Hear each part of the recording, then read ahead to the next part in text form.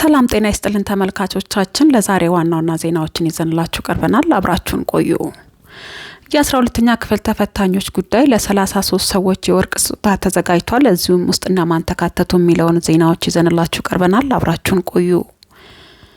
550 ሺህ በላይ ከታደሙበት የ12ኛ ክፍል የሀገር አቀፍ ፈተና 12.8 በመቶ ተማሪዎች ብቻ ማለፋቸው ተገለጸ። በዘንድሮ የ12ኛ ክፍል የሀገር አቀፍ ፈተና ከተፈተኑት 550,210 ተማሪዎች መካከል 12.8 በመቶ የሚሆኑት ወይም ደግሞ 70,544 ተማሪዎች ብቻ ማለፋቸውን ትምህርት ሚኒስቴር አስታወቀ። የትምህርት ሚኒስትሩ ፕሮፌሰር ብርሃኑ ነጋ በዛሬው ዕለት በሰጡት ጋዜጣዊ መግለጫ እንዳብራሩት ለፈተና ከተመዘገቡት 563,960 ተማሪዎች ውስጥ 550,210 ተማሪዎች ፈተናውን ወስደዋል ብለዋል።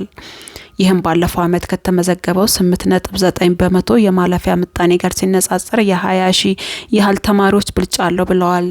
እንደ ሚኒስትሩ ማብራሪያ ከ50 በመቶ በላይ ያመጡ ተማሪዎች ስብጥርና በተፈጥሮ ሳይንስ 16.58 በመቶ እንዲሁም በማህበራዊ ሳይንስ 8.33 በመቶ ሆኖ ተመዝግቧል። በተፈጥሮ ሳይንስ ዘርፍ ከ600 ነጥብ ከፍተኛ ውጤት በወንድ 591.64 በሴት ደግሞ 583.03 ሲሆኑ በማህበራዊ ሳይንስ ደግሞ በወንዶች 576.25 እንዲሁም በሴቶች 569.17 ሆኖ ተመዝግቧል።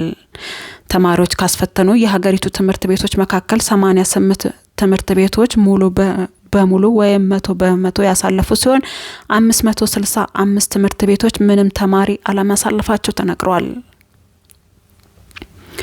ለ33 የማህበራዊ ሚዲያ ተጽዕኖ ፈጣሪዎች የወርቅ ሽልማት ሊሸለሙ ነው። የቅልቦች በጎ አድራጎት ድርጅት የማህበራዊ ሚዲያ መድረኮች ለሀገር ግንባታ፣ ለሰላም፣ ለአንድነትና ለማህበራዊ ሴቶች መጠናከር አስተዋጽኦ ላበረከቱ 33 ተጽዕኖ ፈጣሪዎች እውቅናና የወርቅ ሜዳሊያ ሽልማት ማዘጋጀቱን በስካይላይት ሆቴል ገልጿል። ለዚህ መርሃ ግብር በአጠቃላይ 15 ሚሊዮን ብር ግምት ያላቸው 250 ግራም ንጹህ ወርቅ የተዘጋጁ ሜዳሊያዎች፣ ልዩ ልዩ ስጦታዎች መዘጋጀታቸው ተነግሯል።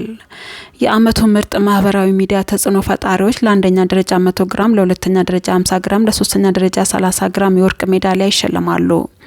ሀገር ተስፋ የምታደርጋቸው አርአያ ዜጎች ደግሞ መምህራን፣ ምሁራን፣ ስራ ፈጣሪዎችና የሚያቅፍ ሲሆን ለአንደኛ ደረጃ 50 ግራም፣ ለሁለተኛ ደረጃ 30 ግራም፣ ለሶስተኛ ደረጃ 20 ግራም የወርቅ ሜዳሊያ የተዘጋጀ ሲሆን ከአራተኛ እስከ 20ኛ ደረጃ ለሚወጡ ልዩ የእውቅና መርሃ ግብር ተዘጋጅቷል። በተጨማሪም በመድረኩ ለሀገር በላቀ ጥበብ እውቅና ጀግንነት ላገለገሉ ከ10 በላይ ለሚሆኑ አንጋፋ ባለሙያዎች ልዩ የክብርና የምስጋና ፕሮግራም እንደሚካሄድ ተገልጿል። ይህም እጩዎች ዝርዝር ከሆኑት ውስጥ ባርኮት፣ ዶክተር አብይ፣ ዩቲናስ አዶናይ፣ ጌታቸው መለሰ፣ ብሩክ ኒውስ፣ ሜላት ንጉሴ፣ ማስተር አብነት፣ ኮሜዲያን ያሲኖ፣ አውንታ በርሲሳ፣ አርቲስት ነማ በጎ አድራጎት ድርጅት፣ ጉርሻ ፔጅ፣ ጆን ዳንኤል ተካተዋል። ለዕለቱ የመረጥንላችሁ ዋና ዋና ዜናዎች እነዚህን ይመስሉ ነበር። አብራችሁን ስለነበራችሁ አመሰግንኩኝ። ሰናይ ጊዜ ይሆንላችሁ።